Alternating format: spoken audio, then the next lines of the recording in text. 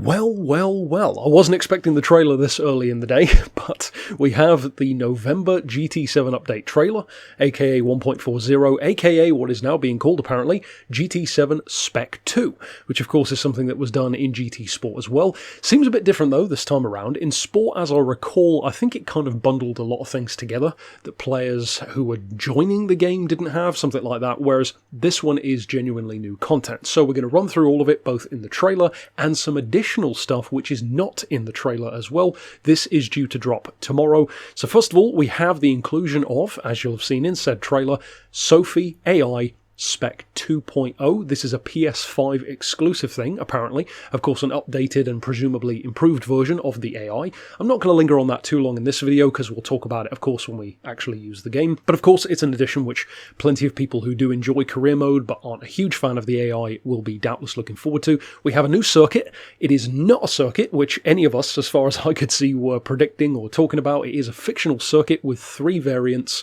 Lake Louise in Canada. This is, as I said, an original circuit, of course, as I said, based in Canada at a fictional ski resort, I believe it is. There's a long, short and tri-oval circuit. Kind of an interesting idea to have an oval track, which apparently, according to the notes, only has about 3 corners and is pretty much a flat-out circuit all the way around. That's curious to have on rally-based events. It'll be interesting to see how many events there are there as well. This will, of course, be the first and only snow circuit for, if I recall correctly, this game and GT Sport. I don't recall there being any snow circuits there either. Snow doesn't tend to get as much love as other things. Now, of course, get into the 7 new vehicles. Some of these I wasn't right on. I said the 2.3 Cosworth for the Mercedes. It is actually, well, we'll get to it in a second, the more obvious choice. First of all, the 1968 Dodge Charger 426 cubic inch RT Hemi. Of course, iconic. Technically brand new to the series, because the Chargers that we had before were the 70 and the, what was the other one, 71, I think, something like that, the Super B. We have the 2018 Challenger SRT Demon. We have, of course, the one which many players will be clamouring for, the 2010 Lexus LF-A. We'll get back to Lexus in just a second as well in the details.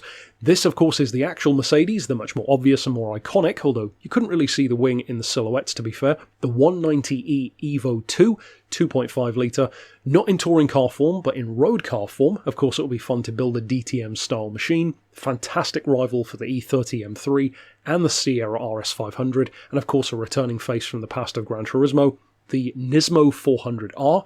Of course, an obvious one to go for in terms of iconic aftermarket cars. The movie-featured 2022 Porsche 911 992 shape, in particular GT3 RS. You already know that thing's going to be an absolute weapon around the track.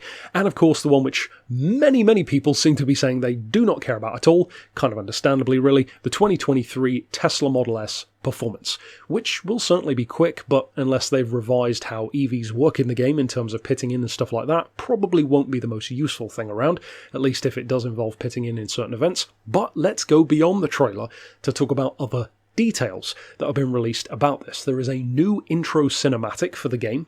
Not the most important thing in the world, but it'll be fun to see it.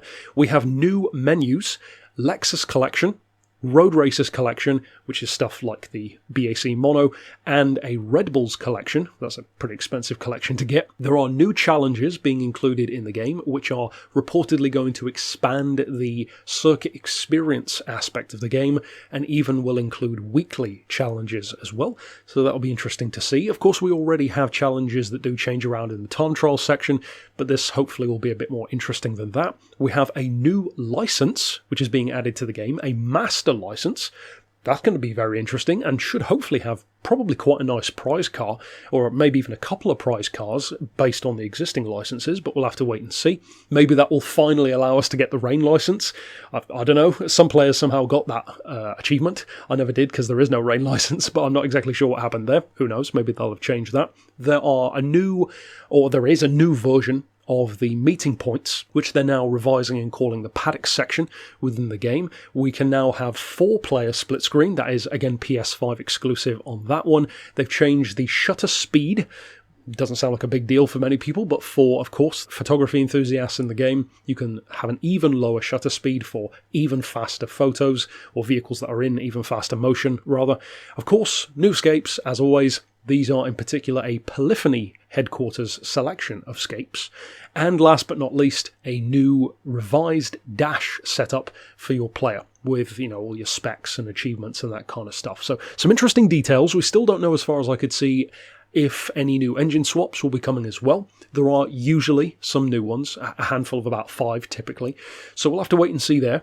I'm still fingers crossed for an ambulance swap, because I really would like that, but I don't necessarily think it will happen. That, though, is GT7 Spec 2. It will be interesting to see, of course, tomorrow, where I will be featuring an overarching review and my first impressions and thoughts of this, for those who still maybe aren't completely sold on booting up the game again, whatever the case may be, or just if you're interested but aren't able to play it yet for whatever reason, to take a look at everything. Of course, we will be featuring each and every one of the vehicles in the days following. Of course, we'll be having plenty of the new track in one way or another as well. Doubtless some special projects will spawn from this in future, and of course we will check out these details, new features, and perhaps some of the ones which weren't announced also. It's an interesting approach to having this particular update. The update itself is basically like one of the GT Sport updates in terms of the earlier days of the game where there were more cars and more frequent tracks. They're just calling it GT7 2.0.